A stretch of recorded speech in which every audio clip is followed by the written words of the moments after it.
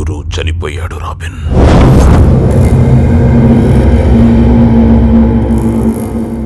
అలాగని మనం ఎంచుకున్న గురు రాంగ్ పర్సన్ కాదు. శత్రువు చాలా స్ట్రాంగ్ పర్సన్. 40 సంవత్సరాలుగా నేను కంటున్న కలను నాశనం చేయడానికి వాడు ప్రయత్నం మొదలెట్టాడు. ఎట్టి పరిస్థితుల్లోనూ అది జరగకూడదు.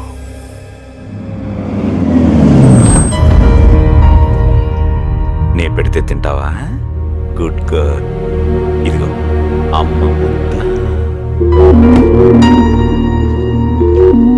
ఇది నీ ముద్ద. ఏంట్రా? Don't talk to me. Stop all this nonsense. ఏమైంది? అద్భుతంగా నటిస్తున్నారు. ఏమైందిరా? ఈ ముసుగులోనే ఒక ఫ్యామిలీని రాత్రికి రాత్రి చంపించారు కదా, చెప్పండి. నేను చెప్తానమ్మా. లక్ష్మి వద్దు. లేదు సార్, తనకి తెలియాలి.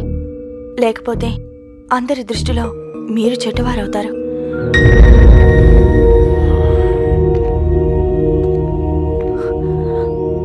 నువ్వెవరు? ఆ సూర్య ఫ్యామిలీని చంపిన డ్రైవర్ భార్యనమ్మా. 2 సంవత్సరాల క్రితం ఒకరోజు రాత్రి భోజనం చేస్తుంటే అర్జెంటుగా రమ్మని మా ఆయనకి ఫోన్ వచ్చింది. వెళ్ళిన తన ముందు ఒక ఆఫర్ పెట్టారు, సూర్య ఫ్యామిలీని చంపాలని. ఆ రాత్రంతా దాని గురించి చాలా ఆలోచించాం. చంపితే వచ్చే డబ్బు గురించి కాదమ్మా, చంపకపోతే పోయే మా ప్రాణాల గురించి. దాంతో విధిలేక ఒప్పుకున్నాడమ్మా. కానీ ఒక విషయం తెలుసా అమ్మా, ఆ రోజు ఆ ఫ్యామిలీని చంపమని మమ్మల్ని పిలిపించారే, ఆ ఫోన్ కాల్ వచ్చింది ఎక్కడి నుంచో తెలుసా? మీ నాన్నగారి దగ్గర నుంచి కాదమ్మా, మీ మావయ్య జయచంద్ర దగ్గర నుంచి. చాలా పెద్ద తప్పు చేశాడమ్మా తను. తన ఒక్కగానొక్క కూతుర్ని మన ఇంటి కోడలను చేస్తే తన కూతురుతో పాటు తను జీవితాంతం కష్టపడి సంపాదించిన వేలాది కోట్ల ఆస్తులు భద్రంగా ఉంటాయని మొదట్నుంచి భావించేవాడు.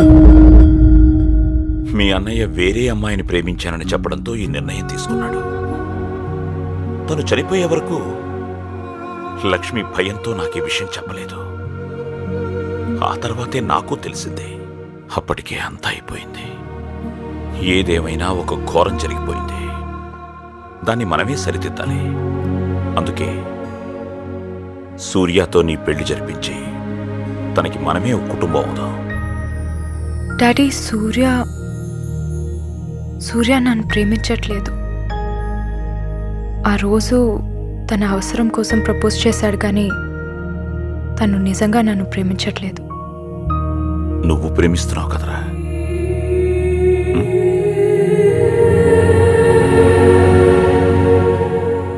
నేను ఒప్పిస్తాను. వెళ్ళి సూర్య తీసుకురా. గో. సారీ.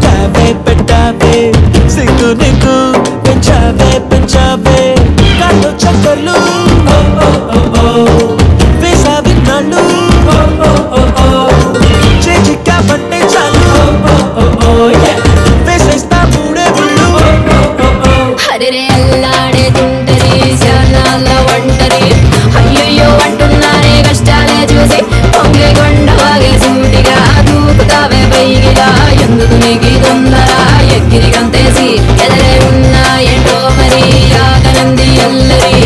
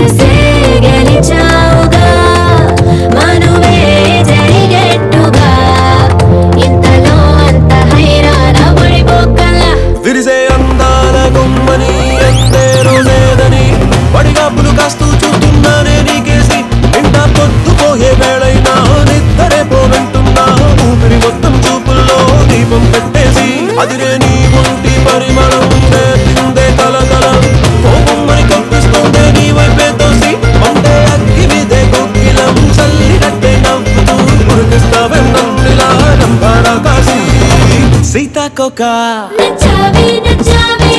లగ్గం దాకా ఉగ్గం చుక్క సిగ్గు నీకు కళ్ళు చక్కర్లు వేసా విన్నాళ్ళు చేసి క్యాబండి చాలు వేసేస్తా మూడే ఉళ్ళు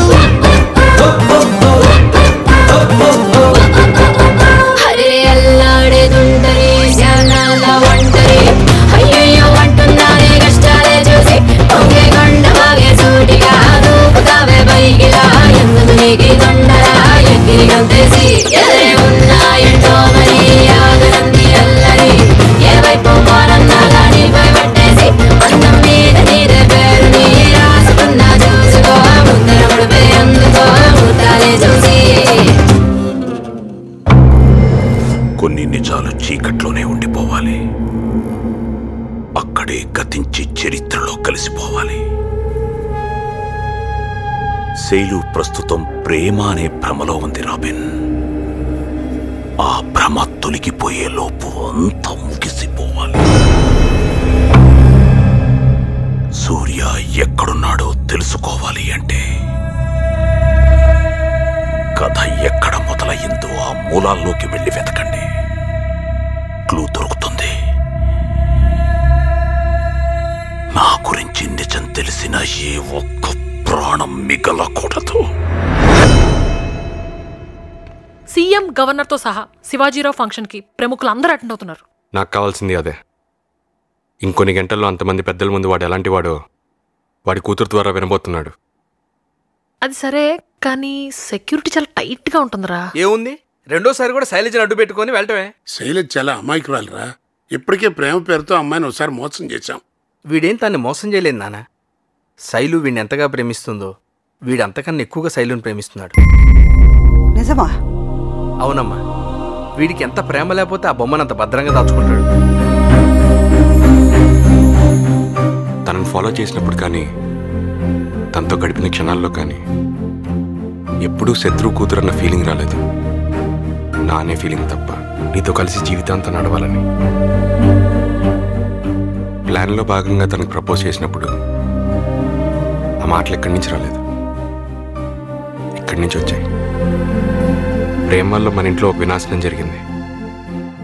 దాన్ని చెప్పడానికి ఒక ప్రయత్నం చేశాను, కానీ దాని నుండి కూడా మళ్ళీ ప్రేమే పుట్టింది.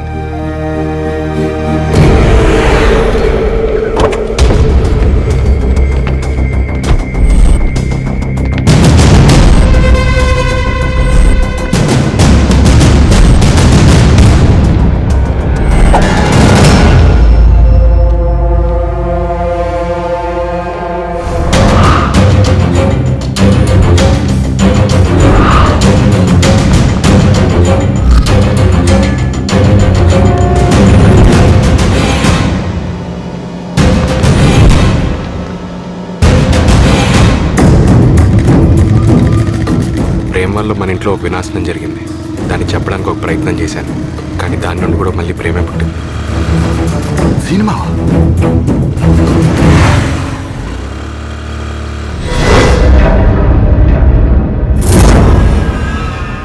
నిన్న గురు, ఈరోజు నువ్వు.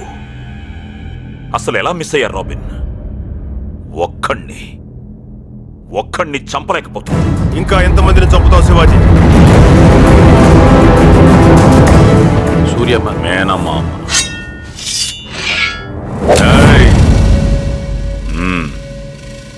చూడు, నష్టపోయింది మేము, నువ్వు కాదు. అయినా ఇంకా మమ్మల్ని చంపాలనుకుంటున్నావు.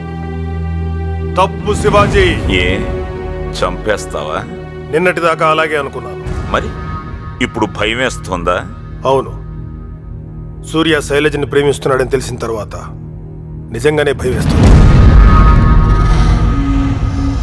మన మధ్య జరిగే గొడవల్లో శైలజ సూర్యకి ఎక్కడ దూరం అవుతుందోనని భయం వేస్తుంది. కుటుంబం మొత్తం చనిపోయి భవిష్యత్తు శూన్యమైపోయిన వాడి జీవితానికి శైలజ ఒక ఆనందం. అది శాశ్వతం కావాలంటే వాడు శైలజని పెళ్లి చేసుకోవాలి. వాడికి ఓ కుటుంబం ఏర్పడాలి. ఆ ఇల్లు పిల్లా పాపలతో మళ్ళీ కళకళలాడాలి. శైలజ చాలా మంచిది. సూర్యతో తన లైఫ్ చాలా బాగుంటుంది. శివాజీరావులా కాదు. ఒక కన్న తండ్రిలాగా ఆలోచించు. ఏం ఆలోచించమంటావు? వాళ్ళిద్దరికీ పెళ్లి చేసి నా తప్పులు ఒప్పుకుని జైలుకి వెళ్ళమంటావా? నెవర్. సూర్య చాలా తెలివైన వాడు. నా కూతుర్నే నాకు వ్యతిరేకంగా మార్చి నా మీదే ప్రయోగించాలనుకున్నాడు. అందుకే ఎవరు చెబితే తను నమ్ముతుందో ఆ వ్యక్తినే తెర మీదకి తీసుకొచ్చాను. తనే మీ కుటుంబాన్ని చంపిన నా డ్రైవర్ భార్య. డ్రైవర్ భార్య తనెక్కడుంది? యాక్సిడెంట్లో చనిపోయింది కదా. పాపం ఆ విషయం శైలజకు తెలియదు. ఇదంతా నిజమేనని నమ్మింది. ఇంకో విషయం, ఆ డ్రైవర్ భార్యని యాక్సిడెంట్ చేసి చంపించింది నేనే. ఎందుకంటే ఆ సంఘటనకు సంబంధించి సాక్ష్యాలేవి మిగలకూడదని. అలాగే నా వియ్యంకుడు జయచంద్ర చావు కూడా. తన కూతురుతో నా కొడుకు పెళ్లి జరిగిన కొద్ది రోజులకే తనెందుకు చనిపోయాడో తెలుసా? పెళ్ళైన తర్వాత వాడి అవసరం తీరిపోవడంతో నేనే చంపించాను. ఇలా నా జీవన ప్రస్థానంలో తన మన అనే భేదం లేకుండా ఎందుకు చంపుకుంటూ వస్తున్నానో తెలుసా? నా జీవితాశయమైన ముఖ్యమంత్రి పదవిని అందుకోవడం కోసం. అటువంటి దానికి అడ్డొస్తే మిమ్మల్ని చంపకుండా ఎలా ఉండమంటావు? ఆ సూర్యాని, నిన్ను, మీకు సహాయం చేసిన ఆ కుటుంబంలోని పిల్ల పాపలతో సహా ఏ ఒక్కరిని బతకనివ్వను. చంపేయండిరా.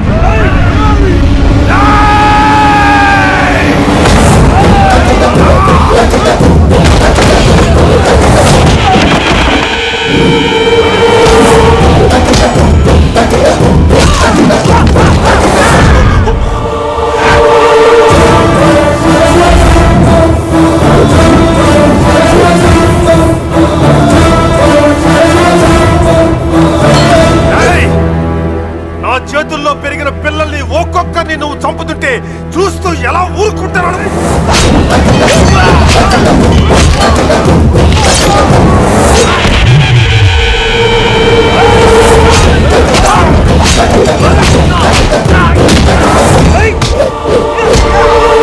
మంచిగా చెప్పడం వినకపోతే నేను ఇక్కడే చంపి సూర్యాన్ని కాపాడుకోవటం రెంటికి సిద్ధపడే వచ్చానురా.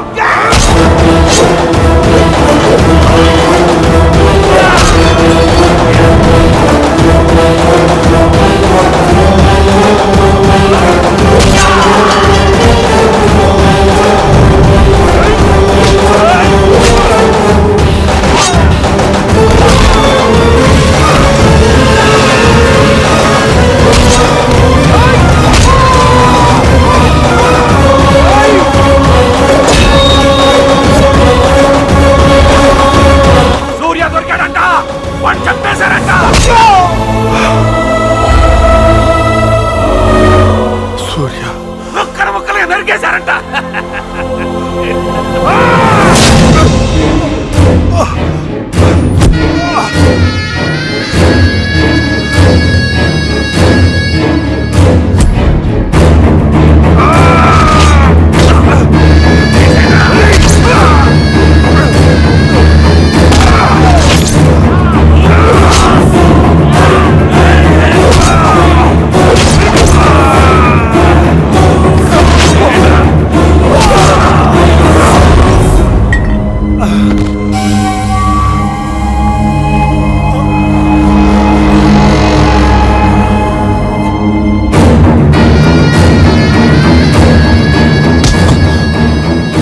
అనుబంధమేరా మనిషికి శత్రువు. నాటి పురాణాల నుండి నేటి నీ వరకు మీ అందరివి ఒకటే చావు, సెంటిమెంట్ చావు.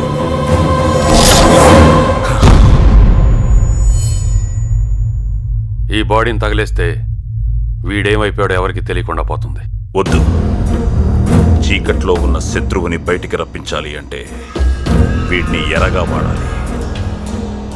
వీడి సెల్ ఫోన్లో సూర్య నెంబర్ ఉంటుంది, కలిపి. సినిమామా? శివాజీ. రింగ్ రోడ్లో ప్రమాదాలు ఎక్కువని తెలిసి కూడా మీ సీనుమామ ఒంటరిగా చాలా స్పీడ్గా ఇక్కడికొచ్చాడు.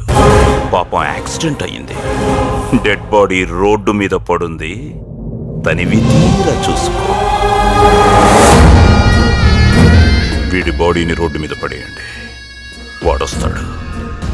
వాణ్ణక్కడే చంపేయండి. సన్మాన సభలోకి నేను అడుగు పెట్టేసరికి శత్రు సంహారం జరిగిపోవాలి.